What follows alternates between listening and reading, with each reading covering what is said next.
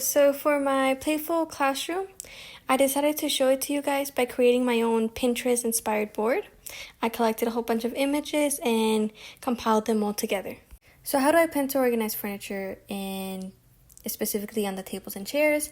Well, I decided to set them up in groups. As you can see in the images I provided, there's at least 4 to 5 different groups. This will allow students to collaborate and form friendships and socialize using their vocabulary. Now, I know that depending on the school you go to in the district, they'll give you different tables. That's why I provided 2 different images. One where they give you individual tables and how to organize them, and one where they give you these long form tables that can fit many students all at once. So how do I plan to organize the shelves in the classroom? Well, I provided 3 different images with 3 different ideas. In the first image, we see that they place shelves underneath the smartboard. This helps control the amount of space that's used and allows the students to have quick and easy access to the materials. In the second image, they place a large shelf right next to their desk. This allows the teacher to have more control over the materials. In the third image, I really like this idea since I plan to divide the students up into groups.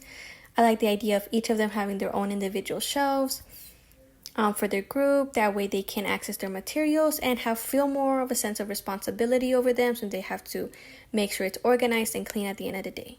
So for the smartboard, you can't really move it around the classroom. It's kind of set where it's at. So I plan to arrange the desk and the rest of the cabinet so that it's facing the board so that everyone can clearly see it. So for the carpet, they will be placed in front of the board. It's easier for the kids to see the screen that way. And I also like both of these carpets because they have their own individual spots, so students know where to sit on and where not to cross those spaces. It'll help with boundary issues. That way students don't feel like other kids are invading their space. I also like that these carpets are color-coded. It'll make it easier for when you're calling the students up by color, and it'll especially help out with the group settings that I want for them. So for the sensory table, I liked both of these ideas. I like that the first one can also serve as storage, since it has different compartments where you can place your sensory toys in, and the students can easily access them so they can choose which ones they want to play with. And for the other one, I like that it has dividers. That way for one box you can add beads, the other one you can add sand to it, and the students can pick which side and what sensory experience they want to participate in. Now, some schools already come in with a built-in cubbies and hooks, and they provide that for you. But for others, you might have to purchase those on your own. So I provided these 2 different ideas. I think they both work. I plan to place them in the back of the room. That way the students aren't distracted by their items. So more and more elementary classrooms are including technology uses for their students, like laptops and tablets. I know that for the elementary classrooms that I have volunteered in, they have a sort of portable station where students can charge multiple laptops all at once, and it helps keep them put away so the students aren't distracted. Now, in case they don't provide that, the students can just keep them in their backpacks until it's needed for their work. So for manipulatives, I know teachers use a plethora of items. Some use cards, a deck of cards, some use dice, some use Lego blocks, some I've seen checkers. They color checkers for the students. And these are just some examples. Having a mini little library in your classroom is really important for students because they're beginning to develop their reading skills, so it's very important that they get exposed to as many books as possible. That's why I like both of these ideas. They have a small little carpet with even little chairs for the students to sit on, like stools. They also contain containers in each cubby filled with plenty of books, so it helps for the students to clean up easier.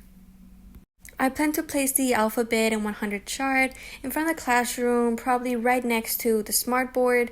That way students can easily access it if they need to. And I can easily point to it. So for some of the items the students will be using in the classroom, like Play-Doh, I plan to make it, that way I can just make a really big batch, or maybe even have the students make it themselves. That way it can be a fun activity for them to participate in, and they can control what colors they want. Students will also be using crayons, scissors, papers, glue, etc. That's why I want to store everything together in containers, as you can see here. That way they can easily access it, get more if they need to. So what about my 4 content corners? Well, I had already discussed the library corner, the reading corner, but here's another example. I like that they made it a garden theme. I think that can change throughout the different seasons. Maybe even have the students decorate it as well. Now for history, I thought that it would be interesting to have a board dedicated just to history, and it can change throughout the different months. For example, during Black History Month in February, I can design it and place a bunch of historical Black figures. Even for Hispanic Heritage Month or Pacific Islander, it'll always be changing and evolving because every month celebrates something new, a new part of history that the students can learn from. So for the math corner, they have a bunch of numbers on the wall and multiples that the students can easily access and play with math by themselves. And for the science corner, they're exploring the fall season, exploring the different leaves, exploring the different properties, the colors. They can explore that by themselves.